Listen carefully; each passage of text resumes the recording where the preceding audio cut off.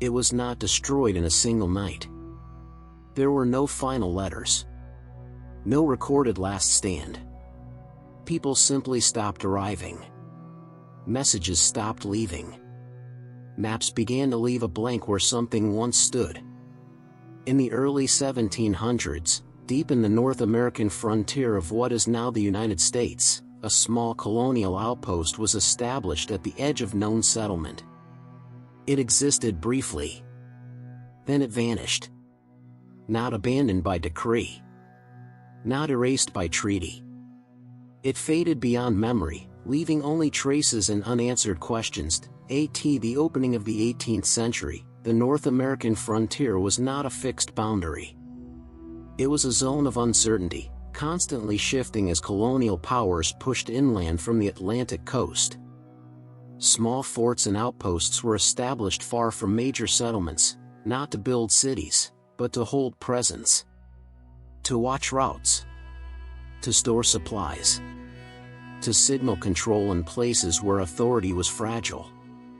The outpost at the center of this story was founded during this period of expansion.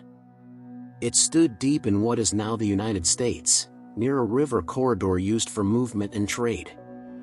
Its location was chosen for access rather than comfort. Distance from established towns was accepted as a necessary risk. The structure was modest. Timber palisades enclosed a small compound. A blockhouse rose above the walls. Storehouses were built on raised posts to protect supplies from damp ground and animals. Nothing about the design suggested permanence. It was meant to function, not to endure. The garrison was small. A limited number of soldiers under a single officer. A few civilians followed. Traders. Laborers. Occasionally families, depending on the season. Life inside the outpost followed a strict routine. Guards were posted at dawn. Repairs were constant. Supplies were counted and recounted. Nights were long and silent. The environment imposed its own pressure. Winters were harsh and isolating. Summers brought insects, sickness, and spoilage. Communication with larger settlements depended on difficult travel. Messages could take weeks to arrive, if they arrived at all.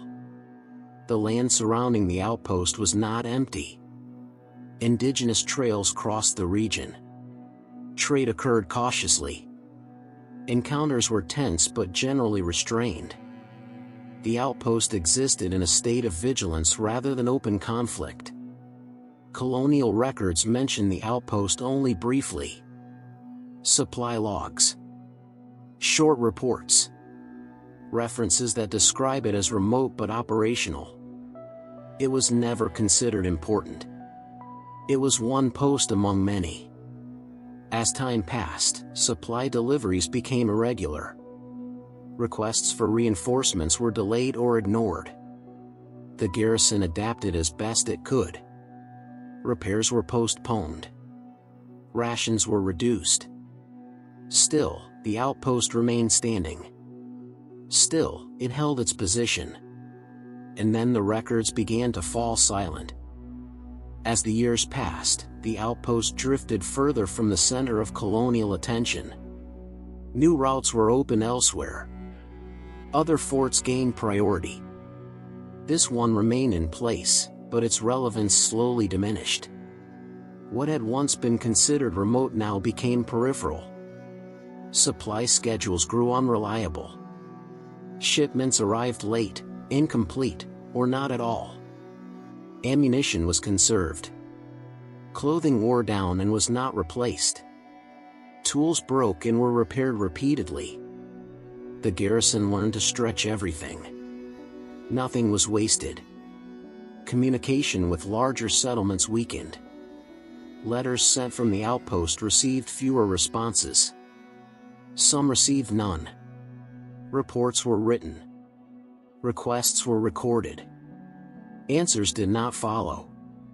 The absence of instruction created a quiet uncertainty.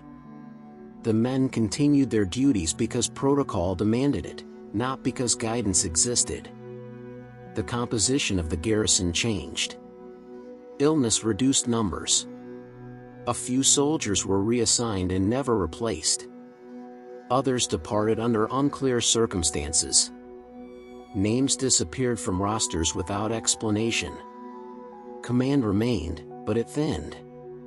Authority existed more on paper than in practice. The surrounding land became harder to interpret. Familiar paths shifted with the seasons. Flooding altered the riverbanks. Game grew scarce. Trade slowed. Encounters with travelers became infrequent and cautious. Patrols were shortened. Not due to a clear threat, but because the margins of safety narrowed. Inside the outpost, signs of strain accumulated. Repairs were delayed. Sections of the palisade weakened. Storehouses emptied faster than they filled. Fires were kept smaller. Silence became common. There was no single moment of crisis. No recorded attack. No declaration of withdrawal. Instead, pressure accumulated slowly. Each missing supply run. Each unanswered message. Each empty bed. The officer in command continued to write reports. They became shorter. Less detailed. Focused on immediate conditions rather than future planning. The expectation of reinforcement faded. The assumption of abandonment crept in. By the final recorded season, the outpost still stood. Smoke rose from its chimneys. The gates remained functional. Watch was still kept. But its connection to the wider world had thinned to almost nothing. What happened next was not recorded. The silence that followed would last for years. The outpost did not disappear in a moment of chaos. Its end was quiet. Gradual. Almost orderly. Years later, when a colonial expedition traveled through the region, the route led them toward the location marked on older maps. They expected to find a functioning post or, at minimum, evidence of recent activity. The journey itself was uneventful. No warning signs appeared. No smoke signals. No patrols along the approach. As they drew closer, the absence became noticeable. The surrounding paths were overgrown. The road was barely visible. The final stretch was silent. The gates of the outpost stood open. No sentries were present. No voices answered their calls. Inside the walls, the structures remained largely intact. Buildings stood where they had been built. Tools lay scattered. Storage rooms were partially emptied. Furniture had been moved or overturned. Nothing suggested a battle. No weapons were broken. No signs of fire were recorded. There were no bodies.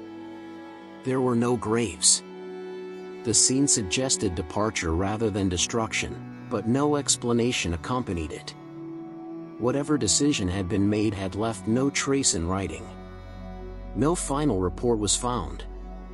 No message addressed to those who might come later. The expedition documented the site briefly. Their notes were factual. Sparse. They described abandonment. They described decay beginning but not yet complete. Nature had only started to reclaim the place. After recording the condition of the outpost, the expedition removed what could still be used. Tools.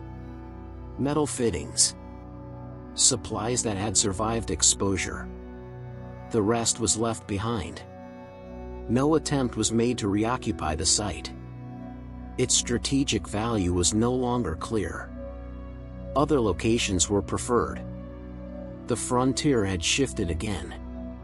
The outpost was marked as abandoned. In later documents, it was omitted entirely. What happened to the people who lived there was never determined. Whether they left together. Whether they dispersed. Whether they failed to survive the journey away. the records provide no answer. Only the certainty that the outpost, once active and inhabited, had reached an ending without witnesses and without explanation. The outpost did not come to an end through a recorded decision or a documented failure, but through gradual absence, as attention shifted elsewhere and the structures that once held purpose were left to stand without support, oversight, or memory. After the last expedition passed through the area and recorded the site as abandoned, no further actions were taken to reclaim or preserve it, and the route that once connected it to the colonial network slowly fell out of use, becoming narrower each year as vegetation returned and erased signs of regular travel. Without maintenance, the wooden buildings deteriorated steadily, roofs sagged and collapsed, palisade walls tilted inward, and the clear geometry of the compound softened until it blended with the surrounding ground, making it increasingly difficult to distinguish where human order had once imposed itself on the land. The individuals who had lived and worked at the outpost did not reappear in surviving records, and their absence went largely unnoticed amid the broader movements of population and administration along the frontier. No inquiries were made to account for them, no formal explanations were requested, and no attempt was undertaken to determine whether they had relocated, dispersed, or failed to survive after leaving the post. Their disappearance became administrative silence rather than a historical event, and over time even the assumption that questions should be asked faded away. As colonial priorities evolved, new settlements and fortifications were established in regions deemed more valuable or accessible, and the outpost's location lost whatever strategic relevance it had once possessed. Cartographers revised their maps to reflect current realities, removing obsolete references and adjusting routes to favor active corridors of trade and movement. In doing so, the outpost slipped from representation, first becoming an unnamed point, then disappearing altogether, its existence reduced to a faint trace in outdated documents that few would later consult. The land itself absorbed the remains without resistance, as weather and seasons continued their cycles uninterrupted by human presence, and the forest reclaimed open ground while soil settled over fallen structures. What remained did not resemble a ruin in the conventional sense, but rather an indistinct clearing marked only by subtle irregularities that offered no clear indication of their origin. Without markers, stories, or continued use, the site offered nothing to distinguish it from countless other forgotten places across the frontier. When later generations began to examine the early expansion of settlement, the outpost appeared only as a gap, a brief mention without detail, or not at all, and its absence from narrative made it easy to overlook. It was not remembered as a tragedy, nor as a cautionary tale, but simply as something that had ceased to register within the flow of recorded history. The processes that removed it were quiet, administrative, and environmental rather than violent, and for that reason its disappearance left no dramatic imprint. In the end, the outpost did not survive as a symbol or a landmark, but only as a momentary assertion of presence that dissolved once it was no longer reinforced by attention or necessity. What had once been a place of routine, labor, and watchfulness returned to stillness, and the silence that followed endured longer than the outpost itself ever had. Thank you for watching. New historical stories are published regularly.